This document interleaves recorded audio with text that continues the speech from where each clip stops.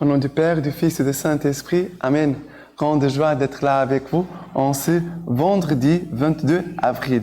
Et nous sommes à l'octave de Pâques. Le Christ est ressuscité, il est vraiment ressuscité.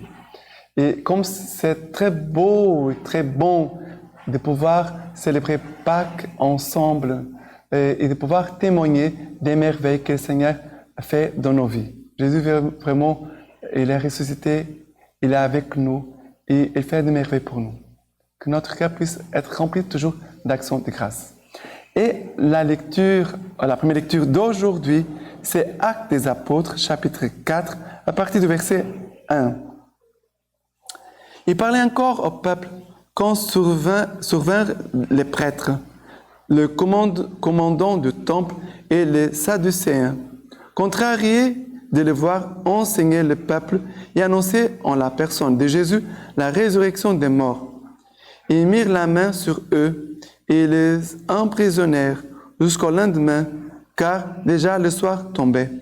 Cependant, beaucoup de ceux qui avaient entendu la parole devinrent croyants, et à ne compter que les hommes, le nombre atteignit environ 5000.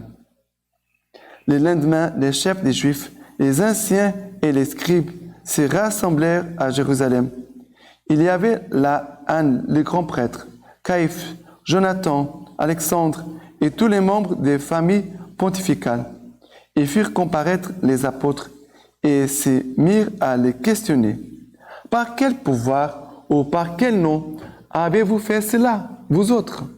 Alors Pierre, rempli de l'Esprit Saint, leur dit, « Chefs du peuple et anciens, puisque aujourd'hui nous avons à répondre en justice du bienfait à un infirme et du moyen par lequel il a été guéri, sachez-le bien, vous tous, ainsi que tout le peuple d'Israël, c'est par le nom de Jésus-Christ, le Nazaréen, celui que vous avez crucifié et que Dieu a ressuscité des morts.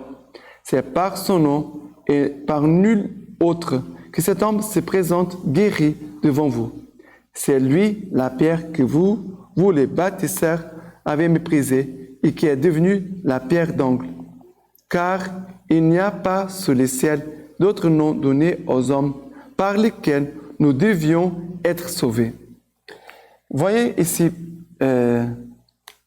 c'est là, on peut dire, comment Dieu il fait bien les choses.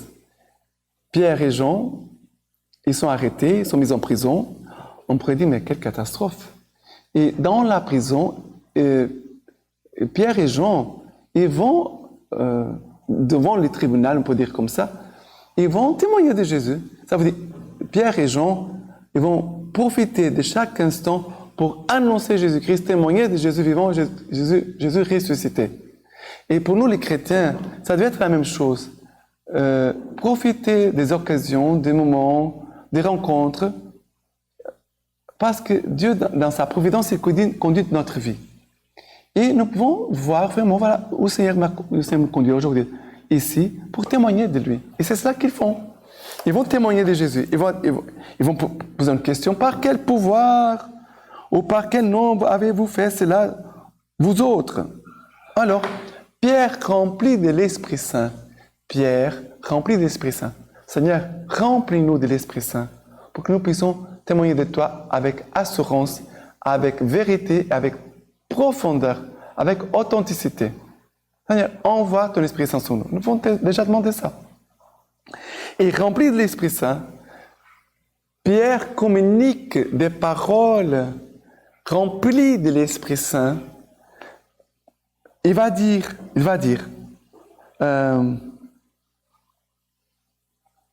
puisqu'aujourd'hui nous avons à répondre en justice du bienfait à un infirme et des moyens par lesquels il a été guéri, sachez-le bien, vous tous ainsi que tous les peuples d'Israël, c'est par le nom de Jésus-Christ, le Nazaréen, celui que vous avez crucifié et que Dieu l'a ressuscité des morts. Vous avez crucifié, mais Dieu l'a ressuscité d'entre les morts. C'est par son nom et par nul autre que cet homme se présente guéri devant vous. Voilà, ils annoncent Jésus. Et nous devons demander vraiment que le Seigneur puisse se manifester la puissance de sa résurrection au milieu de nous pour que, après, rempli de cette puissance de l'Esprit Saint, que c'est l'Esprit du ressuscité, nous puissions aussi communiquer cette même force de vie aux gens que nous trouvons sur notre chemin, ceux qui croient et ceux qui ne croient pas. Et il va dire, Pierre, la pierre que vous avez, les bâtisseurs, méprisée, c'est lui qui est devenu la pierre d'angle. Car il n'a pas sous le ciel un autre nom donné aux hommes par lequel nous devions être sauvés. Il n'a pas un autre nom. Et ça, c'est très important. Quel est le nom qui nous sauve? Jésus-Christ. Il n'a pas un autre nom par lequel nous sommes sauvés. Regardez, parce qu'aujourd'hui, dans le monde, il y a beaucoup de choses bizarres, des spiritualités bizarres. Quand je dis bizarres, je veux dire même fausses, qui ne sont pas vraies. Et nous devons annoncer le nom de Jésus, parce que c'est par le nom de Jésus que nous sommes sauvés. C'est par le nom de Jésus que nous sommes sauvés. D'accord? Et si tu entends d'autres choses, que ce n'est pas le nom de Jésus, ne suis pas. D'ailleurs, nous devons être, comme Pierre et Jean, attachés à notre Église. Nous appartenons à l'Église catholique. Nous sommes catholiques. Mais aussi, nous sommes au service de l'Église. Nous sommes envoyés par l'Église. Et nous devons vraiment manifester ces noms par lesquels nous sommes sauvés. Il n'y a pas d'autre nom par lesquels nous sommes sauvés. Jésus-Christ. OK? Maintenant, le psaume d'aujourd'hui, c'est le psaume 118. Le psaume 118. Rendez grâce au Seigneur car il est bon, car éternel est son amour. Qu'elle le dise la maison d'Israël, éternel est son amour.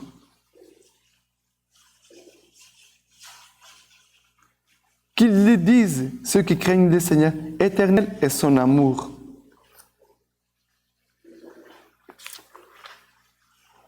La pierre qu'ont rejeté les bâtisseurs est devenue la tête de l'angle. C'est là l'œuvre du Seigneur. Ce fut merveille à nos yeux. Voici le jour que fit le Seigneur. Pour nous, allégresse et joie. De grâce, Seigneur, donne le salut. De grâce, le Seigneur donne la victoire. Béni soit ton nom du Seigneur, c'est lui qui vient. Nous vous bénissons de la maison du Seigneur. Dieu, le Seigneur est Dieu. Il nous illumine. Serrez vos cortèges, rameaux en main, jusqu'aux cornes de l'autel. Mais ici, voilà, à nouveau, on trouve ici cette expression, la pierre qu'ont rejeté les bâtisseurs est devenue la tête d'angle. C'est là l'œuvre du Seigneur qui fut merveille à nos yeux. C'est Jésus ressuscité. Voici le jour que le Seigneur a fait pour nous, jour de joie et d'allégresse. C'est la résurrection. Le jour de fête, de joie, d'allégresse, c'est le jour de Pâques, le jour de la résurrection. Et le Seigneur veut vraiment nous donner le salut, le Seigneur veut nous donner la victoire par le nom de Jésus-Christ. Et aussi, éternel est son amour, éternel est son amour, éternel est son amour. Vraiment, Jésus ressuscité manifeste la puissance de l'amour du Seigneur qui est éternel et que jamais personne sur cette terre peut détruire. Et maintenant, l'évangile d'aujourd'hui, c'est Jean chapitre 21, à partir du verset 1. Après cela, Jésus se manifesta de nouveau aux disciples sur le bord de la mer de Tibériade. Il se manifesta ainsi. Simon-Pierre, Thomas appelé Didyme, Nathanaël de Cana de Galilée, les fils de Zébédée et deux autres de ses disciples se trouvaient ensemble. Simon-Pierre leur dit, « Je m'en vais pêcher. » Ils lui dirent, « Nous venons nous aussi avec toi. » Ils sortirent, montèrent dans le bateau, et cette nuit-là, ils n'en prirent rien. Or le matin, déjà venu, Jésus s'étint sur le rivage. Pourtant, les disciples ne savaient pas que c'était Jésus. Jésus leur dit, « Mes enfants, n'auriez-vous rien à manger ?» Ils lui répondirent, « Non. » Il leur dit, « Jetez les filets à droite du bateau et vous trouverez. » Ils les jetèrent donc, ils n'avaient plus la force de les tirer, tant il était plein de poissons. Les disciples que Jésus aimait, dit alors à Pierre, « C'est le Seigneur. » À ces mots, « C'est le Seigneur », Simon-Pierre mit son vêtement, car il était nu, et il se jeta à l'eau. Les autres disciples, qui n'étaient pas loin de la terre, mais à environ de 100 coudées, vinrent avec la barque, traînant les filets de poissons. Une fois descendus à terre, ils aperçoivent disposé là un feu de braise avec du poisson dessus et du pain. Jésus leur dit, apportez de ces poissons que vous venez de prendre. Alors Simon-Pierre monta dans le bateau et tira à terre les filets pleins de gros poissons, 153. Et quoiqu'ils ont eu tant, les filets ne se déchira pas. Jésus leur dit, venez déjeuner. Aucun des disciples n'osait lui demander, qui es-tu? Sachant que c'était le Seigneur. Jésus vient et il prend le pain et le leur donne, et de même le poisson. Ce fut là la troisième fois que Jésus se manifesta aux disciples, une fois ressuscité des morts. Voyez que Jésus se manifeste plusieurs fois à ses disciples. Mais qu'est-ce qui se passe ici? Pierre revient en arrière. Ça veut dire, Pierre n'avance pas dans la foi. Pierre marche en arrière. Pierre revient dans le passé. Jésus l'avait appelé quand il était pécheur. Il avait tout quitté pour Jésus. C'est comme s'il revenait en arrière. On pourrait donner un exemple, comme un religieux qui a tout quitté pour être religieux et qu'aujourd'hui est découragé, il veut tout quitter à nouveau et quitter la vie religieuse et revenir en arrière. C'est comme quelqu'un avait été ordonné prêtre et maintenant veut tout laisser tomber, son ministère sacerdotal, et veut revenir dans le passé. Et ici, ce n'est pas seulement revenir dans le métier du passé, mais c'est aussi revenir dans les péchés du passé. Ce n'est pas seulement une question de métier, c'est revenir à la vie ancienne, la vie des péchés. Et ici, Pierre entraîne avec lui tous les autres disciples, avec lui, dans son découragement, dans son péché. Et comme c'est grave, vous voyez comme c'est grave. Nous pouvons attirer les autres vers Dieu, on peut les éloigner de Dieu. Qu'est-ce que nous faisons dans notre cheminement? Nous sommes responsables aussi pour nos frères et sœurs.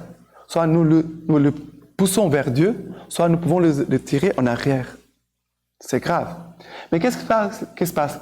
Jésus vient à la rencontre de Pierre et de ses apôtres et Jésus va dire, mes enfants, n'aurez-vous rien à manger?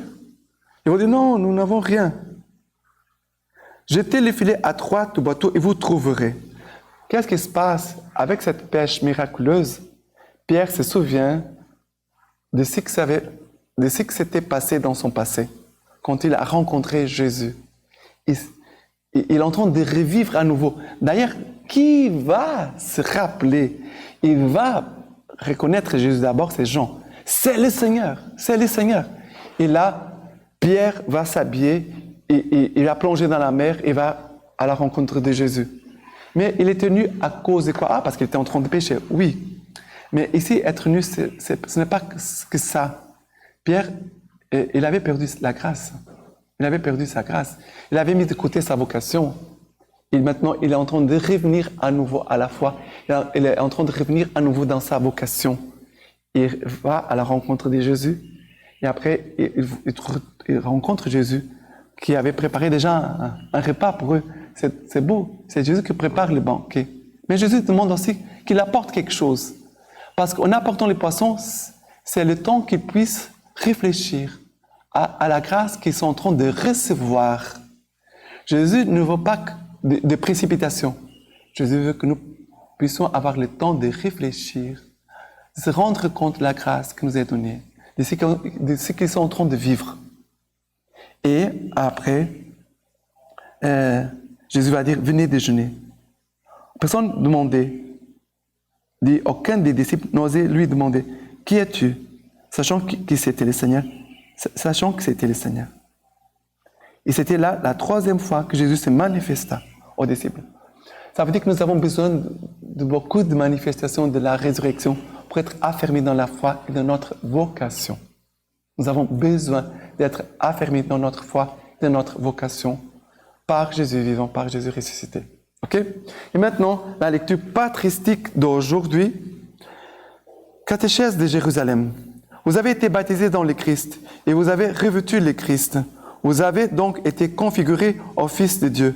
En effet, Dieu qui nous a prédestinés à la filiation adoptive nous a configurés au corps de gloire du Christ. Puisque vous êtes maintenant participants du Christ, vous êtes à juste titre appelés vous-même Christ. Et c'est de vous que Dieu disait, ne touchez pas à mes Christ. Or, vous êtes devenus des Christ en recevant l'empreinte de l'Esprit Saint. Et tout s'est accompli pour vous en images, parce que vous êtes les images du Christ. Il en est pareillement pour vous. Une fois que vous êtes remontés de la piscine sainte, eut lieu la chrismation, image exacte de celle dont fut marqué le Christ. Il s'agit de l'Esprit Saint. Le Christ a été marqué par l'huile spirituelle d'allégresse, c'est-à-dire par l'Esprit Saint qui est appelé huile d'allégresse, parce qu'il est l'auteur de l'allégresse spirituelle. Et vous avez été oints de parfum, vous êtes devenus participants et compagnons du Christ. Maintenant, je vous laisse la bénédiction par les mains toutes pures de la Vierge Marie. Que le Tout-Puissant vous bénisse et vous garde, le Père, le Fils et le Saint-Esprit. Amen.